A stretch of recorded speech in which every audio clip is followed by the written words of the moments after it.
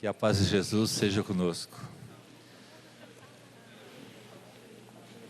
Tem uns apanágios no magnetismo que às vezes nós temos que lutar contra. Por exemplo, paciente que toma corticoide não responde ao magnetismo. Nós estamos com uma paciente no grupo, com síndrome nefrótica, igual esse relatado aqui, a proteinúria dela era alta, estava marcada biópsia renal, a proteinúria dela melhorou, a doutora, a nefrologista que assiste, diminuiu a medicação, principalmente o corticoide, e ela não está fazendo mais quadro de edema. E de paciente, ela passou para trabalhar na equipe. Hoje ela é uma trabalhadora da equipe, embora tenha a síndrome nefrótica dela estabilizada, melhorada. Então, esses apanágios nós temos que ir questionando e trabalhando. Eu não vou deixar de dar passe no paciente só porque ele toma corticoide e não responde. Esse paciente, eu não sabia se ele tomava corticoide, então não tomava. Muito bem, então vamos para as perguntas. Nós temos em Goiânia alguns cardiologistas que acham que o magnetizador é médium de desencarnação. Então, quando estão lá aqueles velhinhos, coração pifado, que não desencarna, a família fica ali no apartamento chorando, não deixa o coitado ir, aí eles chamam a gente para dar passe. Quando a gente chega, a gente melhora a situação energética dele e ele resolve partir. Aí nós tivemos que limitar isso. Tem uns cardiologistas que eu não atendo mais, porque eles acham que eu sou médium de desencarnação. Então vamos lá. Pergunta para a Sônia. Cadê a Sônia? Está aqui. Sônia, em relação aos passes de harmonização e TDM1A, eles são aplicados nos campos calmantes e ativantes? Sim, calmantes e ativantes. Qual a quantidade de passes em cada campo? Bom, quantidade a gente não tem nada assim determinado, né? É bastante, né? Obviamente que se o paciente está com depressão, que a gente vai aplicar o TDM1A, é muito. Então, para ter ideia, no mínimo a gente fica 15 a 20 minutos com o paciente fazendo o tratamento, né? Porque TDM1, o Jacó já explicou para todo mundo, tem que ser bem tratado, né? E a gente trabalhando também o centro vital humeral, né? Então é mais um centro que você vai trabalhar, e então em média 15 a 20 minutos, né? Para ter uma noção.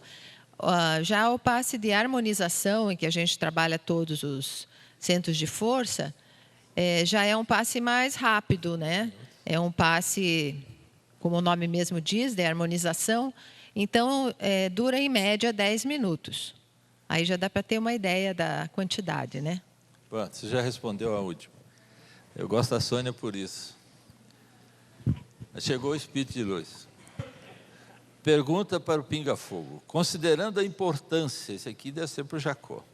Considerando a importância e a utilidade do magnetismo, quando e por que ele parou de ser utilizado no tratamento de doenças? Bom, tem duas partes da resposta. Primeiro, a medicina tradicional, o magnetismo não interessava a ela porque não dá para você tornar isso acadêmico no sentido como funciona, e nem dá retorno financeiro. Apesar de que o magnetismo, na origem, ele era considerado uma profissão. E como profissão, ele era cobrado. Quando Allan Kardec recomenda que se busque um bom magnetizador, estava previsto se pagar a consulta a esse bom magnetizador. E essa é a primeira parte da resposta. A segunda parte é por que isso não é aplicado na casa espírita. A minha hipótese pessoal é de que, ao contrário do que a gente imagina, as pequenas obsessões, espíritos infernizando pessoas, as grandes obsessões, espíritos infernizam a sociedade. E isto não é um fato isolado. Se nós pegarmos as histórias das grandes religiões da humanidade, a grande maioria foi envolvida por verdadeiras ondas obsessivas, desvirtuando completamente o seu objetivo. porque não faz o menor sentido Allan Kardec ter sido tão enfático em relação ao magnetismo, e os grandes dirigentes espíritas, não de agora, mas desde quase sempre, o espiritismo no Brasil, ele ficou dissociado do magnetismo. Se Allan Kardec não tivesse falado, a gente poderia entender que era uma questão de lógica, de concordância, discordância, mas da forma como Allan Kardec falou e das vezes que ele falou, eu só posso atribuir isto a uma grande onda obsessiva que envolveu absolutamente a grande maioria, que envolve até hoje, que às vezes a obsessão mais perigosa é exatamente essa, a da fascinação. Aquela de que nós somos humildes, quem somos nós somos uns pobres coitados e que aos outros é que cabe. Isto é uma onda obsessiva terrível. Quem somos nós? Eu sou filho de Deus. E Jesus ainda disse mais, vós sois deuses. Eu prefiro acreditar nessas criaturas do que acreditar em alguém que está dizendo, meu filho, fique calado, não faça nada, deixe como está. A minha mãe, já que eu estava falando nela, quando eu comecei mesmo a viajar para falar de magnetismo, um dia ela chegou para mim e me disse, um espírito me perguntou se você estava no caminho certo. E eu disse, não sei, mas pergunte a ele se ele está disposto a enfrentar o sinédrio. E ela me perguntou desse jeito. E ela me perguntou aí da voz dela, você sabe o que é o sinédrio? E eu respondi para ela com toda tranquilidade, o que quer que seja, ele vai ter que vir atrás, porque eu já estou na frente. Essas são para o Adilson. Já existem estudos a fim de verificar se é possível que o sonâmbulo, por si só, consiga ter autonomia sobre o fenômeno, ou ainda precisa ser guiado pelo magnetizador? Depende do indivíduo. Há alguns casos de sonâmbulos que conseguem voluntariamente entrar no estado sonambúlico e sair dele. A grande maioria não consegue fazer isso sozinho. Não consegue se sugestionar sozinho sem a ajuda de um magnetizador. Citando um caso que não é propriamente de sonambulismo, mas é de catalepsia, que é também uma faculdade de emancipação da alma. Existe um livro de Paul Branton relatando a respeito das tradições da cultura egípcia. Ele cita um caso de um sensitivo do Cairo, que ele tinha a capacidade de entrar sozinho, voluntariamente, em estado cataléptico e sair desse estado 3 dias depois. Ele, como era uma pessoa bastante intelectualizada, ele fazia essas experiências tendo como testemunhas médicos, estudiosos e cientistas. Ele tinha uma equipe que o auxiliava, ele entrava voluntariamente em estado cataléptico, marcava o horário e o dia desse retorno, da saída desse estado. Ele era colocado nessa forma, nessa situação de transe, dentro de um caixão de madeira, que era tampado e pregado. Esse caixão era colocado dentro de um caixão maior de madeira, preenchido os espaços com areia até a borda, colocado uma tampa e pregado. E os seus auxiliares tinham a recomendação de só retirá-lo de lá 3 dias depois, no horário marcado. E ele, então, era tirado de lá depois e saía sozinho, voluntariamente, do transe cataléptico. E aí ele lançava a questão para as testemunhas intelectuais que ali estavam, que participavam da sua experiência. Vocês dizem que o ser humano precisa de ar para respirar. Eu fico 3 dias sem comer e sem respirar. Nem uma picanhazinha, né? Adilson, existe alguma associação entre viagem astral, desdobramento e sonambulismo? De sonambulismo, não conheço. Sonambulismo, na realidade, é um termo que praticamente só existe dentro do espiritismo. Dentro dos estudos da hipnose, se fala às vezes em sonambulismo, mas se fala, logicamente, muito mais em transes hipnóticos. Se nós espíritas não estamos querendo estudar a respeito desses fenômenos, para se criar uma associação, para se estudar, está um pouco longe ainda, né? Mas existem, por exemplo, os estudos do Valdo Vieira a respeito da projeciologia, ou viagem astral. Existem algumas associações, alguns grupos que estudam esse tipo de fenômeno fora do espiritismo. Mas, quanto ao estudo espírita sobre o sonambulismo, a ignorância sobre o assunto ainda é quase geral. Em todos os lugares que a gente vai, o desconhecimento sobre isso é quase que completo. Sobre o desdobramento? É a mesma coisa, o desdobramento é um termo mais utilizado dentro do espiritismo, que é aproveitando a oportunidade, que é confundido às vezes desdobramento com sonambulismo. O desdobramento é simplesmente a faculdade que nós encarnados temos de sair do corpo. Fazemos isso quando dormimos, fazemos isso para os transes mediúnicos, fazemos isso para os transes sonambúlicos, ou seja, para que ocorra o fenômeno qualquer tipo de fenômeno de emancipação da alma, é preciso que antes ocorra um desdobramento. Desdobrar-se é simplesmente sair do corpo. Você sai do corpo para entrar no estado de sono. Você sai do corpo, se desdobra para entrar num transe mediúnico. Você sai do corpo, ou seja, se desdobra para entrar num transe sonambúlico. É o preâmbulo desses fenômenos. Desdobrar-se é simplesmente sair do corpo. E aproveitando também a oportunidade de fazer uma correção, porque às vezes se fala em mediunidade de desdobramento. Não existe. Desdobramento é um fenômeno anímico, não é mediunidade. Adilson, existe uma lenda que ao acordar uma pessoa sonambúlica ou sonâmbula, ela corre o risco de vida. Isso é verdade ou mito? É meio verdade e meio mito. Imagine só vocês estarem dormindo, um sono comum, um sono profundo, e alguém acordar vocês tocando uma trombeta bem alto no ouvido de vocês.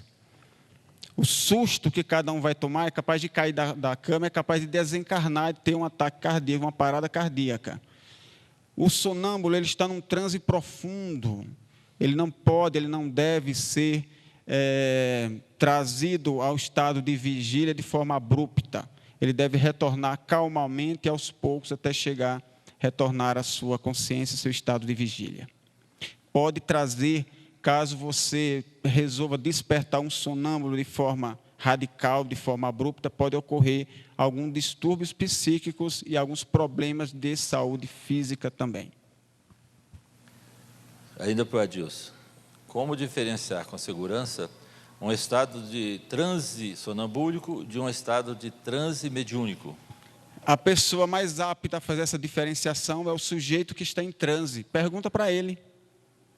Se ele está comunicando algo e você não sabe se esse algo que ele está comunicando pertence a um espírito, que caracterizaria um fenômeno mediúnico, ou se é ele próprio que está comunicando, que poderia caracterizar um estado sonambúlico, pergunta para ele então, ele vai dizer. Se for um espírito, ele não vai dizer que é ele mesmo. Ele vai dizer que é um espírito, que é uma outra pessoa. Se for o sujeito sonâmbulo quem está ali falando, ele não vai dizer que é um espírito que está falando, ele vai dizer que é ele. Então, a pessoa mais apta a fazer a diferenciação é o próprio sujeito que está em transe. Para que se finalize os estados de transe sonambúlico e mediúnico, são realizadas as mesmas técnicas dispersivas? Para o transe mediúnico, geralmente não há essa necessidade. Para o transe sonambúlico, sim. Porque o transe mediúnico, geralmente, o médium é levado ao transe não magneticamente por um encarnado, geralmente pelo magnetismo espiritual. E, normalmente, ele retorna desse transe terminada a comunicação. Já o sonâmbulo, ele vai se encontrar num nível de transe um pouco mais profundo do que o transe mediúnico. Dalton, inclusive, hoje pela manhã, ele falou a respeito desses níveis de transe. Como ele foi induzido, foi levado ao transe sonambúlico por via magnética, ele precisa ser desmagnetizado. É a situação inversa. Para levá-lo ao transe, você usa concentrações fluídicas. Geralmente eu uso uma concentração longitudinal, em um nível entre ativantes e calmantes, começando do coronário e indo até o genésico. Para tirá-lo do transe, para desmagnetizá-lo, faço o mesmo trajeto, só que com passes dispersivos, passes rápidos. Jacó, com relação ao tato, a zona calmante pode ir distante do paciente em quanto de distância? Varia. Muitas vezes, ela já a partir de 30 e poucos centímetros, ela já é considerada calmante. Tem outras pessoas que a 30 e poucos centímetros, ela ainda é altamente ativante. Tem algumas pessoas que a distância de 1 metro você já está mais do que suficiente de distante. Algumas raras precisariam você ir a 1,5 m, 2. Não existe um padrão definido. Até porque, além de cada um ter seu raio de emissão, ainda tem também o grau de relação estabelecido entre o magnetizador e o magnetizado, que varia a cada caso. Então, pensar em termos de padrão não é o ideal. Quando, desde o livro Passe, eu sugiro que, para se ter ativante, se considere, no máximo, 1 palmo, é porque essa é uma medida em que, na maioria, grande maioria dos casos, vamos colocar em números em torno de 99,5%, a 25 centímetros para dentro da direção do corpo, e isto é, em praticamente todos os casos, seguramente ativante. A partir dos 25 centímetros, aí a gente já começa a ver as variações, mas só que há essas variações bem flutuantes, caso a caso. Para você ainda. Para você, Jacó. Quando o paciente apresenta uma congestão e após a terapêutica do passe, curou-se a congestão, mas e a causa? Essa congestão não tende a se repetir? Depende. Se você vai tratar apenas o problema momentâneo, é aquele problema momentâneo. Mas, voltando para tudo que eu tenho dito ultimamente, se você quer realmente tratar definitivamente, tem que procurar a origem. Muitas vezes, fazendo uma analogia com os casos fisiológicos, você está desenvolvendo muitos gases porque a sua alimentação é imprópria. E aí você toma uma medicação para diminuir os gases, diminui enquanto está sob efeito, mas depois volta porque você não mudou sua alimentação. Então, você tem a terapia, no caso magnética também, momentânea, circunstancial, pontual, como também tem a terapia que vai tratar o problema, como se diz vulgarmente, pela raiz. Neste caso, que é o ideal, você tem que fazer um estudo do sistema. Qual é o sistema que está provocando? Muitas vezes o sistema pode ser até a própria cabeça do paciente. E aí ele terá que resolver. Só para complementar, porque tem muitas vezes pessoas que dizem, meu filho é muito mal comportado. Ele, por certo, tem alguma dessas hiperexcitações da vida. Não, ele não tem uma boa educação no lar. Então, isso aí, magnetismo nenhum vai resolver. Agora, se você tem algum distúrbio, o distúrbio pode ser que o magnetismo resolva. Mas filho mal orientado, esse daí, magnetismo não resolve. A educação dos pais. Leonara, esses resultados demonstrados no vídeo, não seria sonambulismo? Não, infelizmente, porque em algumas vezes anteriormente a gente já tinha tentado colocar o John em sonambulismo até para ele mesmo, porque uma das características dos sonâmbulos e dos magnetizadores do passado é que eles teriam uma capacidade muito grande de ver a doença em si próprio.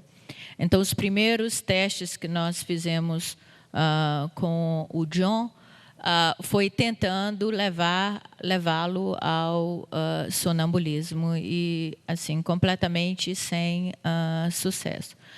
Esse vídeo que eu mostrei, que foi um passe filmado, inclusive foi interessante porque no momento que eu parei ali, veio uma pessoa me abordar, mas espera aí, você não dispersou aquele tanto de imposição que você fez? A intenção do vídeo ali não foi mostrar o passe inteiro. Eu não mostrei a relação fluídica, não mostrei o tato. O que eu queria mostrar realmente era que ele parasse de tremer. Então, obviamente, no final, claro, a gente sempre trabalha com os dispersivos. E no momento do passe, quando a gente levou isso, como eu disse na minha palestra, muitas vezes a gente conversa com o John no momento em que que a gente está aplicando o passe. E, infelizmente, não é sonambulismo. Eu gostaria que fosse, eu gostaria que ele pudesse entrar nesse estágio para que a gente pudesse trabalhá-lo de uma forma mais eficiente, mas não é sonambulismo. Prezado Dalton, prezado é meu. Existem publicações em revistas científicas da área de saúde indexadas em bases de dados nacionais ou internacionais, utilizando a bioeletrografia ou a quirliangrafia? Sim, existe inclusive a bioeletrografia, ela é tratada a nível internacional por uma organização, a IUMAB, traduzindo para o português, União Internacional de Medicina e Bioeletrografia Aplicada, da qual a IUMAB Brasil tem a representação. Alguns hospitais, pelo que eu tenho conhecimento, estão adquirindo algumas máquinas para uso nos casos a que são procurados. Mas o que acontece é o seguinte, a bioeletrografia, no estado da arte em que se encontra agora, ela não traz um retorno financeiro para o meio médico hoje existente. Pelo contrário, se o uso da bioeletrografia ele for massificado, eu acredito que vamos dizer assim, tirar o lucro de alguns exames, vamos dizer assim, porque a bioeletrografia ela pode, vamos dizer assim, predizer determinados problemas físicos antes de que eles realmente ocorram. Tá? Então, existe uma resistência grande, como o Jacó fez essa referência com relação ao magnetismo, a mesma coisa com relação à bioeletrografia, pelo menos na minha opinião, tá? É que existe uma resistência em se usar, primeiro porque requer um estudo e um aprofundamento bem acentuado. Tá?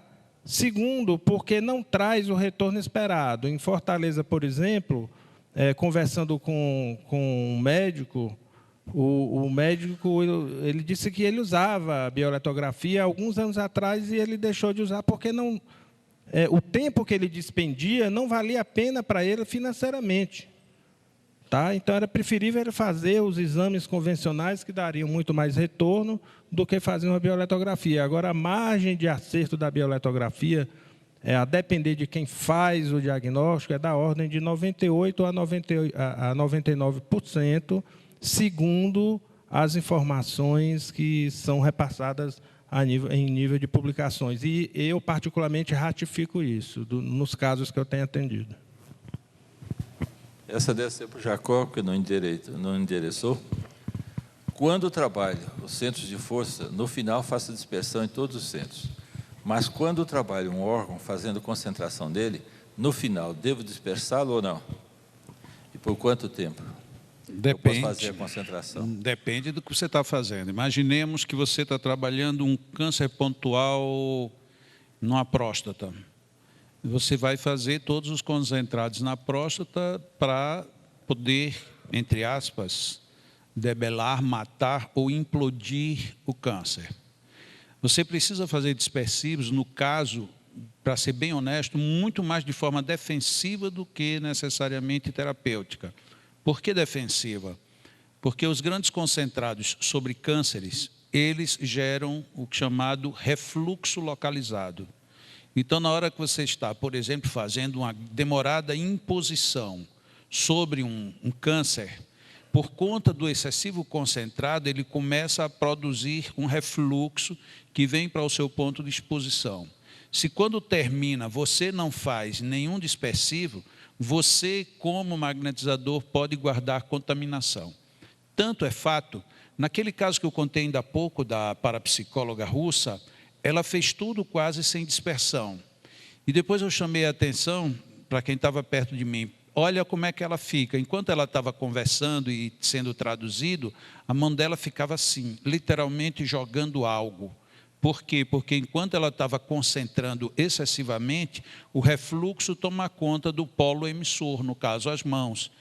Se é de você que vai ter que, depois de fazer uma ação magnética, ficar dispersando fora, não seria mais lógico trabalhar de acordo com a natureza? Você agora dispersa no próprio local, auxilia na distribuição e dá o retorno daquilo que não lhe é próprio. Nem contamina mais nem o paciente, nem a você. Então, é necessário mais de forma defensiva do que necessariamente por uma ação magnética.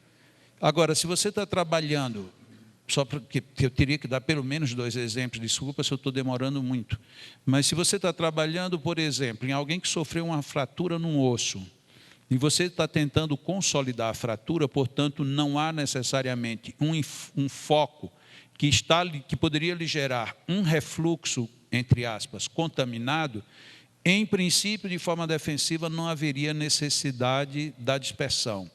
Por outro lado, você fazendo grandes concentrados e inserindo, ou no meio, ou de alguma forma, os dispersivos, você geraria uma melhor, entre aspas, aderência do fluido doado no foco em que você está direcionando. Portanto, de uma forma ou de outra, a gente vê, por um motivo de defesa ou por um motivo de ataque, de melhoria no que você está fazendo, convém fazer sim os dispersivos. Sônia, qual o critério usado para direcionar um paciente que chega para ser tratado no grupo de magnetismo?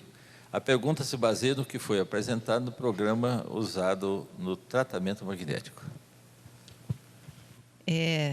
Não sei se a pergunta é como é o direcionamento em relação a cada um dos magnetizadores, que a gente faz essa divisão dos pacientes, é isso? Então, como eu comentei, no decorrer do desenvolvimento do magnetizador, ele vai sentindo mais atração por um ou outro tipo de paciente. Ele vai sentindo que ele tem melhores resultados com algum tipo de patologia. Isso é comum acontecer, né? Então, no nosso grupo, tem alguns que preferem, por exemplo, as doenças neurodegenerativas, outros preferem as doenças como a depressão, outros preferem tratar os casos de mediunidade e obsessão, né? Então, existe uma certa preferência, assim, né? Alguns atendem todos os tipos de paciente, mas quando chega um caso desse mais específico, a gente já direciona. Não sei se é essa a resposta. Se respondeu a pergunta, né? É uma pergunta aqui que eu vou responder, senão não falo nada. Trabalhamos os pacientes em nossa casa em macas, portanto, deitados. Não tem como trabalhar os centros das costas. Devo, então, no final do tratamento, mandá-los ficar em pé e trabalhar os centros das costas? Na nossa casa, é evidente que, quando nós fomos lá, em Miami, a Ionara estava trabalhando muito os centros dorsais, principalmente o centro novo lá. Já tem nome, não? Como é que chama? Era MEN. Agora não sei nem como é que chama. Esse centro era muito trabalhado pela medicina chinesa, secularmente, e ele tem muita relação com os rins, principalmente com as suprarrenais. Ele tem uma ação muito grande na pressão arterial. E ele pode fazer, quando você trabalha bem, ele pode fazer cair a pressão arterial, o nível da pressão arterial. Então, lá no Adilson, eles trabalhavam muito também os chakras dorsais. Em alguns outros serviços, trabalhavam mais os ventrais, e alguns médicos mais treinados, eles eram capazes de acessar os chakras dorsais ventralmente. É evidente que precisa de treino para isso, né? O pessoal conseguia acessar o humeral através do laríngeo. Eu nunca consegui isso, né? Também não tentei. Então, como é que nós fazemos hoje na nossa casa? Nós modificamos as técnicas, os métodos, as técnicas, nós modificamos os métodos. O método nós começamos com passes longitudinais totais, né, ativantes e calmantes, passando de uma estrutura para outra, depois tratando bem o esplênico, depois tratamos as regiões plantares, que são os sifões. Depois, na maca, nós viramos esses pacientes de bruço ou do decúbito ventral, trabalhamos os chakras dorsais. Para terminar a técnica, ele fica em pé para trabalhar, para fazer a técnica perpendicular. E assim a gente encerra o tratamento com a fluidificação da água. E toma o primeiro copinho da água fluidificada na própria estrutura do passo. Eu tenho tido algumas caminhadas, não tanto quanto o meu mentor, Jacó, Mas algumas caminhadas, algumas coisas têm me deixado muito estranhas, né? Têm me sido muito estranhas. Nós fomos acompanhar uma nora, tem sogro bom, tá? Fomos acompanhar uma nora que ia fazer um implante de embrião e no Centro Espírita de Ribeirão Preto, a técnica que eles usavam era passe com o assistido, sentado, e eles ficavam de costas, eles ficavam nas costas dos assistidos. Eu fiquei curioso, mas não perguntei nada, porque vaca em terra alheia, boi em terra alheia berra como vaca. Aí eu fui fazer umas palestras, um ciclo de palestras que eu faço no Tocantins, e lá nos centros nos quais eu fiz palestra, os assistidos ficavam também sentados e os médiuns pelas costas. Lá, como a presidente é minha parenta, por isso que ela me deixa fazer palestra lá, ela é carteirada, né? Eu perguntei para ela, qual o motivo do médium ficar pelas costas do paciente? Ela falou para mim, é só comodismo. Porque aí o médium não precisa se locomover. O assistido vem, senta e vai embora. O médium fica quietinho no lugar dele. Eu falei, então, isso é preguicite aguda mesmo, né? Ela falou, não só aguda, às vezes crônica. Então, quando a gente... Nós, na nossa casa, nós fazemos uma técnica de passe, ela inclui tanto a imposição quanto a dispersão no salão. Então, a gente pode infundir, não tem problema nenhum, fazer imposição, mas vai dispersar. Na nossa casa é mais fácil. Quando a gente vai visitar casas que só fazem imposição, e a própria Federação Espírita Brasileira está nessa bobagem que não tem tamanho, por isso que eu pedi lá minha carteirinha de magnetizador. Se vocês não têm, peçam para a FEB, né? A FEB manda carteirinha de magnetizador. Eles não me mandaram ainda, e nem resposta mal educada. Eu sei que eles não vão com a minha cara, mas principalmente para andar junto com Jacó.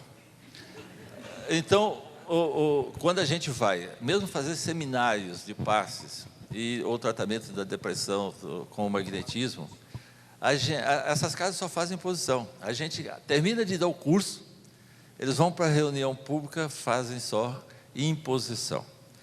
Aí a gente usa aquela esperteza que o magnetizador usa. Eu posso até estar infundido, mas mentalmente eu estou dispersando.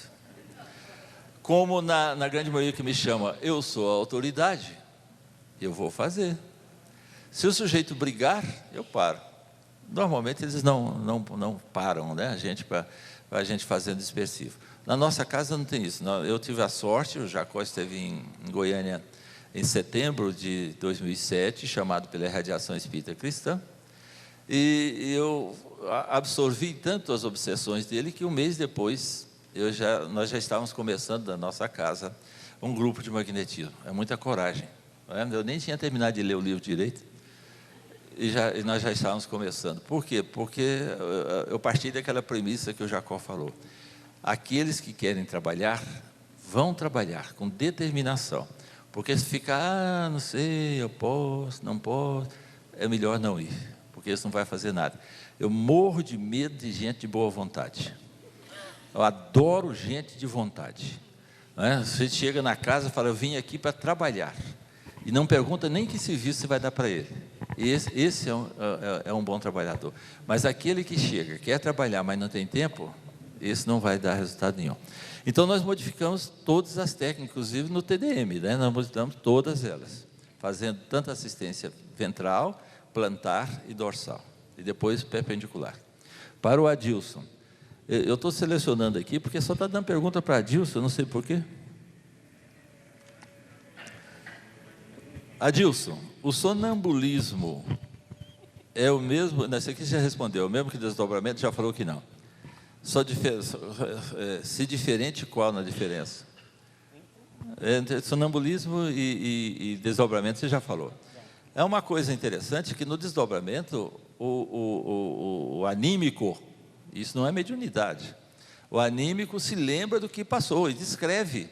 Às vezes a gente faz desdobramento para ir a um hospital, para assistir alguém que está na UTI, e o médium, o trabalhador que desdobra, ele vai lá, assiste, conversa e volta e faz o relato. E ele se lembra do que fez, enquanto que o sonambúlico, normalmente, o sonâmbulo não se lembra. Pessoas que não são sonâmbulas podem aprender técnicas e se tornarem sonâmbulas? Antes de responder a pergunta, acredito que o grande número de perguntas sobre esse assunto mostra a relevância do mesmo e a curiosidade das pessoas em aprenderem mais sobre esse assunto. E outro motivo também é porque eu sou o mais bonito de todos do grupo aqui. Esse é o outro motivo. Vocês já imaginaram o Adilson de peruca? Ficaria horrível, prefiro ser lindo. Bom, gente, é o seguinte, sonâmbulo, ele é sonâmbulo, ele tem a faculdade sonambúlica. Não dá para se tornar sonâmbulo só porque quer ser sonâmbulo. É igual a médium. A faculdade tem que aparecer. Se ela começa a aparecer, a dar os primeiros sinais de que ela existe, aí sim a gente começa a desenvolvê-la e dar um direcionamento positivo e útil à faculdade. Mas não dá para tirar uma faculdade de onde ela não existe. Adilson, qual é o número recomendado de trabalhadores num grupo de sonambulismo? O número de trabalhadores num grupo de sonambulismo, número recomendado. Aí fica difícil da gente dizer, até porque eu não conheço grupos que trabalham com sonambulismo, a não ser o nosso. Nós lá trabalhamos com 3 sonâmbulos e 3 magnetizadores. Poderíamos ter um número um pouco maior, mas isso vai depender dessa homogeneidade de pensamentos, de objetivos, para que o trabalho seja o mais rendoso possível. Vai depender das pessoas que participam. Pode ser um grupo menor ou um grupo maior, a depender dessa capacidade de integração entre os membros dessa equipe. Por gentileza, Adilson, esclareça a diferença entre estado sonambúlico e hipnotismo. Hipnótico. Estado sonambúlico e hipnótico. A hipnose é um termo que foi criado pelo inglês James Braid, porque ele não acreditava na existência de fluido. Ele acreditava na existência dos fenômenos, mas ele dizia, isso aí que os magnetizadores fazem não é usando fluido não existe. Isso é sugestão verbal. Ele cunhou isso de hipnose. Então, a diferença básica entre hipnose e sonambulismo é que o sonambulismo ele é magnético. O indivíduo é levado ao transe sonambúlico através de magnetismo. O hipnotizado ele é levado ao transe hipnótico por via de sugestão verbal, ou seja, um comando verbal que o hipnotizador dá, ou então por uma via sensorial. Geralmente se utiliza um pêndulo ou um objeto brilhante para levá-lo ao transe hipnótico. Geralmente o transe hipnótico ele é mais superficial que o sonambúlico, porque o magnetismo tem uma capacidade muito maior de induzir ao transe do que a sugestão verbal. Então, geralmente, o transe sonambúlico é mais profundo. Mas há casos que são exceções, porque isso vai depender também do desenvolvimento das faculdades, da experiência que se tenha, como também há um outro caso, outra situação que Jacó falou aqui, relatado por Hector Durville, do sonambulismo hipnótico, ou seja, você conseguir levar alguém a um estado sonambúlico sem usar o magnetismo, usando a sugestão verbal. Isso também é possível, mas isso também vai depender da capacidade dos dois, da interação energética entre os dois, da confiança que existe entre os dois, do desenvolvimento dessa faculdade e da experiência que eles tenham. Marco Aurélio. Sobre o problema renal, durante o tratamento, era perceptível uma melhora no registro do tato magnético?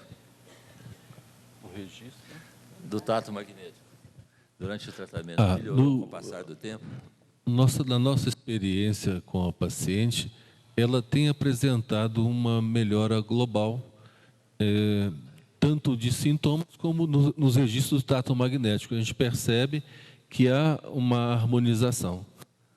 Então, eu creio que a gente está seguindo um caminho que poderá levar à melhora.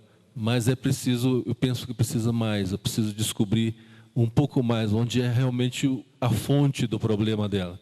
Porque, na realidade, a gente sabe que o organismo tende a exteriorizar, de alguma forma, os nossos desequilíbrios. E esses desequilíbrios vêm de algo muito mais importante, que é a forma como a gente pensa, como a gente vê, como a gente sente. E eu penso que essa paciente precisa de uma investigação muito mais profunda, tanto de tato magnético, quanto de conhecer mais a sua vida pessoal. Eu até por sugestão da minha companheira Nívia, que faz a parte das entrevistas com os pacientes, sugeriu que ela se consultasse comigo através da homeopatia, para que eu pudesse ter esse feeling com ela. No entanto, encontramos algumas barreiras, porque essa paciente foi minha noiva no passado, entendeu? Então, existem barreiras. Até para ela ir ao tratamento, ela fala que ela é católica, ela fala para a família, para o marido, que vai para um grupo de oração. E é assim que a coisa está fluindo. Então, eu creio que ir ao meu consultório para se consultar e me dar a oportunidade de investigá-la mais intensamente, mais profundamente, aí vem as barreiras internas dela e as barreiras externas da família também. É um caso difícil nesse aspecto. Já aplicou. A dona Célia Milhões está por aqui ainda? Já foi embora? É Selma? Já voou? Tem uma pergunta aqui para o Dalton. Quanto custa, em média, um aparelho de bioeletrografia? Bom, aqui eu tenho informações.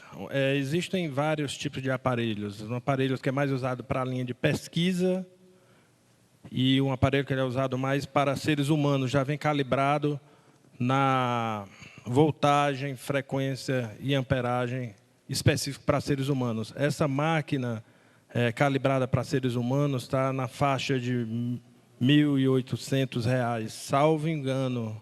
Não tenho muita certeza. A máquina que é usada mais a nível de pesquisa, onde você consegue variar o tempo e, consequentemente, variar a voltagem, ela está custando na faixa de R$ 1.000 a mais, salvo engano. Em torno de R$ 3.000. Porém, isso é a máquina analógica. A máquina digital, a Ionara me deu uma informação agora que nos Estados Unidos estão comercializando uma máquina lá que está na faixa de $5.000. Uma máquina digital, dita como digital.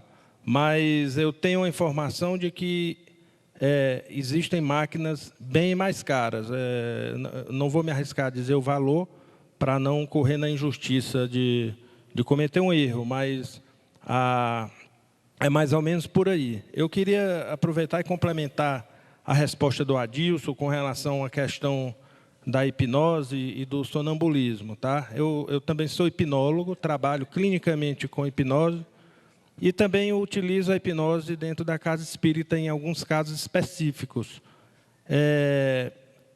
Se a gente for usar o que a física quântica usa hoje em dia, por exemplo, Amit Goswami é um físico quântico de naturalidade indiana, mora nos Estados Unidos, e no livro, um dos livros dele, O Médico Quântico, ele fala dos paradigmas da medicina integral, onde ele diferencia, ele separa em terapias mente-corpo, terapias energéticas e terapia espiritual no singular.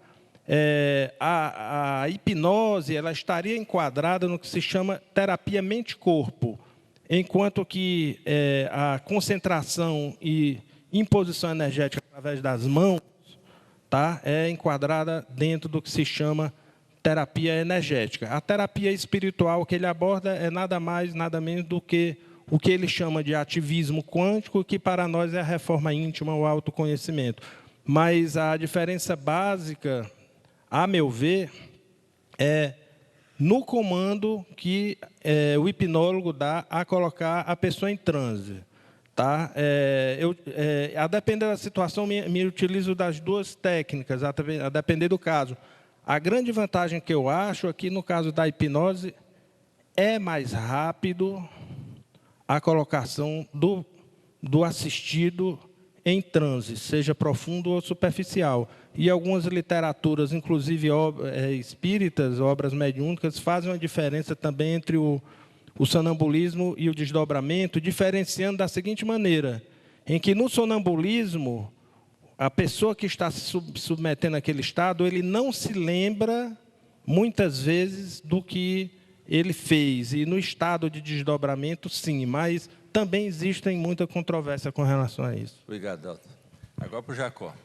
O ato de lavar as mãos após um concentrado pode ter o mesmo efeito dos dispersivos? Pode, mas se você aprendeu a fazer dispersivos, por que substituir? Não vejo razão. Como eu sei que o tempo está encerrando, eu gostaria só de dar uma informação. Ali na livraria, eu trouxe alguns conjuntos de DVD do último seminário de passes que nós fazemos em Natal. São 3 finais de semana. São um total de 6 DVDs. Alguns DVDs são chamado DVD de 8,5 GB. Então, é um DVD duplo. Dá praticamente 26 horas de seminário. Se alguém adquirir, tem um detalhe. Os discos 1 e 3 deu muito problema de renderização, não sabemos até agora por quê. E só tinha um jeito de nós trazermos para o evento. Era se esses DVDs eles ficassem num arquivo que só pode ser lido em DVD se você tiver um aparelho bem moderno. Se for um aparelho mais antigo, ele não reconhece o arquivo para ler em DVD, então vai ter que ser lido em computador. Então, o DVD número 1 e o número 3, em princípio, eles são lidos bem em computador, mas tem alguns aparelhos de DVD que não conseguem vê-lo ou passá-lo na televisão. Mas todos eles funcionam. Então, é um curso de... Esse curso que todo mundo, às vezes, queria participar, mas que não tem como participar. E tem também alguns exemplares do 5º M, que foi o de Arraial da Ajuda, de Pômpano. Tem do 6º M, que foi o de Arraial da Ajuda. E, se não me engano, tem também do 3º M, que foi a segunda vez em que o M aconteceu em Natal. Então, tem 3 M's que têm exemplares aí de DVDs dos eventos. Então, todos estão à venda e à disposição aí na livraria. Ionara, quando você trabalhava com o John, você trabalhava o sistema nervoso ou circulatório? Você experimentou trabalhar hemisfério esquerdo do cérebro? Hemisfério esquerdo. Sim, as primeiras percepções que a gente teve, não só minha, não sou eu só que aplico o passe no John. Eu peguei mais intensivamente nos últimos meses, porque eu queria apresentar o trabalho. Mas os magnetizadores da nossa casa, as primeiras percepções que nós temos registrado em ficha foi exatamente o lado esquerdo do cérebro. Então, a gente fazia muitas imposições ali, seguidas de dispersivos, fazíamos imposições do lado esquerdo e íamos com a outra mão fazendo longitudinais. A gente tentou simplesmente de tudo que nos parecia lógico antes da gente tentar uma outra coisa. Então, nós fizemos sifão, fizemos TDM1,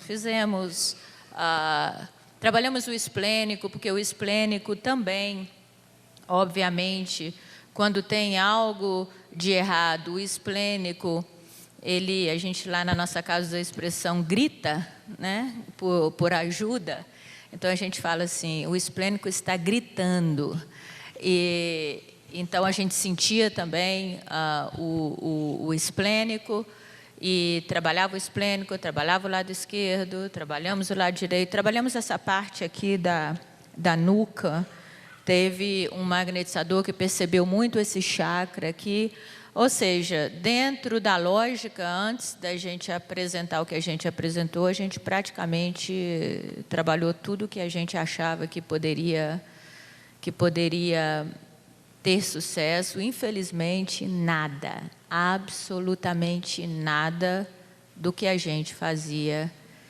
Nós não tivemos assim nem 1% de melhora. A única melhora que a gente teve que ele narrou, diminuiu os tremores, fiquei alguns minutos sem tremer, foi quando a gente começou a trabalhar a perna direita.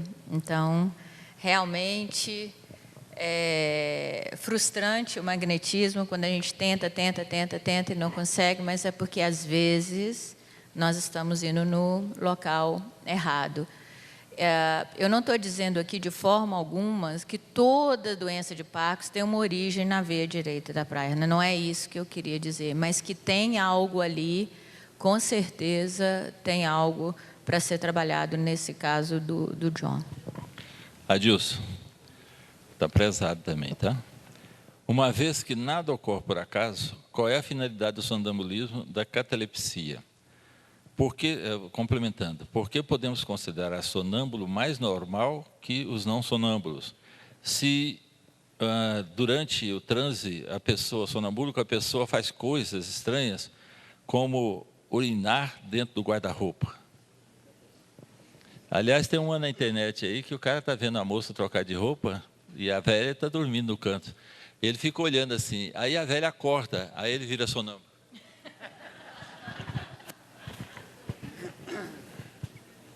Me perguntaram essa semana justamente isso aí. Qual a finalidade de existir o sonambulismo? Nós falamos durante a nossa apresentação. Eu penso que a finalidade seja aquilo que Kardec colocou lá. Dar a evidência da existência da alma. É através do sonambulismo que nós podemos comprovar que a alma existe, porque ela consegue atuar fora do corpo físico, sem deixar dúvidas de que é um elemento diferente, que não é algo como produto do corpo, mas que é um espírito que pode agir sem a necessidade do corpo físico. Quando eu falei que o sonâmbulo é alguém mais normal, é diante da sua capacidade de sair do corpo físico e de expressar as faculdades que são do espírito. Não nos esqueçamos que nós somos espíritos, não somos um corpo físico. Somos espíritos. Então, quando esse espírito ligado a um corpo físico consegue expressar melhor as faculdades do espírito, ele está sendo mais normal do que quando estas faculdades estão sendo toldadas pela densidade material do corpo físico. Lógico que há sonâmbulos que fazem coisas estranhas, mas é o sonâmbulo natural. Transformando esse sonambulismo em sonambulismo magnético e dando um direcionamento, fazendo com que ele use essa faculdade de maneira séria e útil, ele vai deixar de fazer essas coisas aí meio que estranhas. Jacó, necessito que você explique a dinâmica do dispersivo longitudinal, dos dispersivos longitudinais nos centros vitais posteriores, básica e humeral, no sentido de cima para baixo, cabeça a pé, se o fluxo energético é de baixo para cima.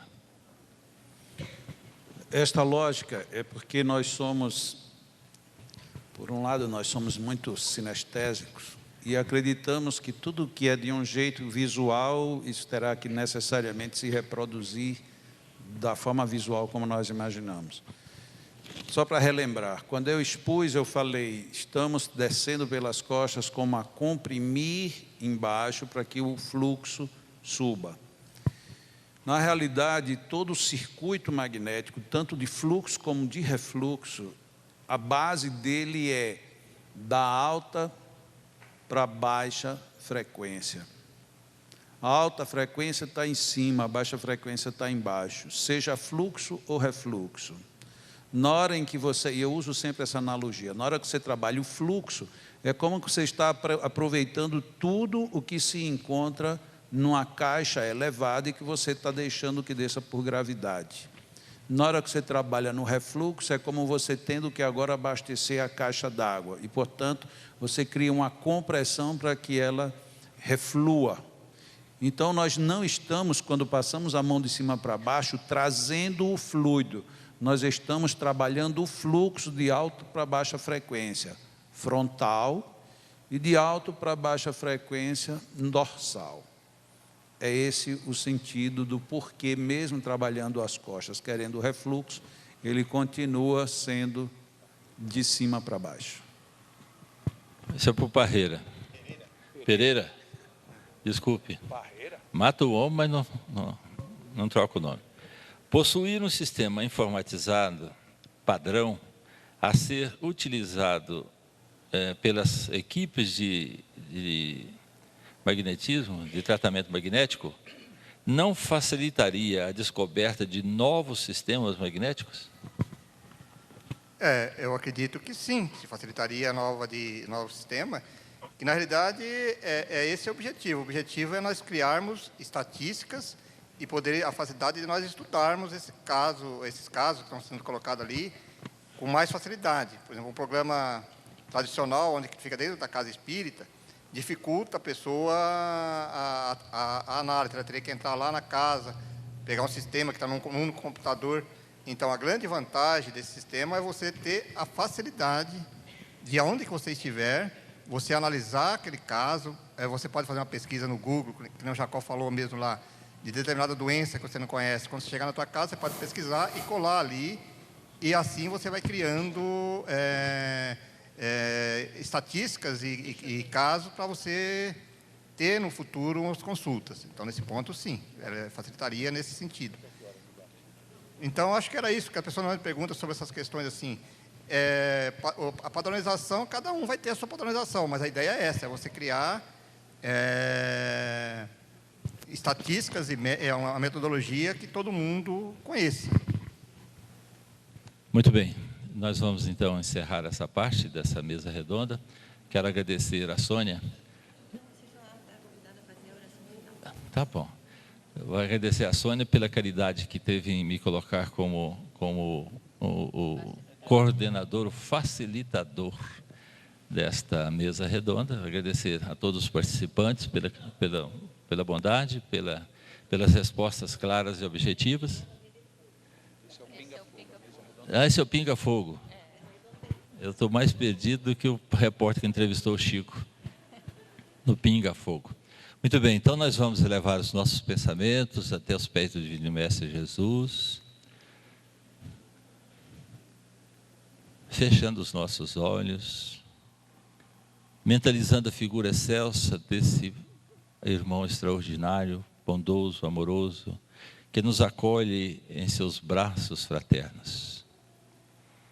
Senhor Jesus, queremos agradecer pela oportunidade, por várias oportunidades. A primeira é de estar aqui reunido com esses irmãos, com esses amigos, e nós sabemos, Senhor Jesus, que isso não acontece por acaso.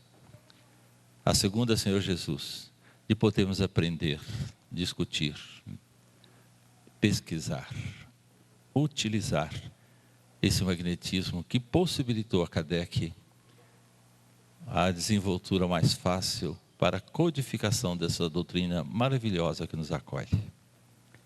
E nós queremos pedir, Senhor Jesus, que do nosso encontro ainda seja coordenado por esses espíritos amigos, para que nós possamos, com muita fraternidade, com muito amor, com muita determinação, caminhar para aqueles rumos que nós precisamos trilhar. Seja conosco, Senhor Jesus, hoje e sempre. Que assim seja.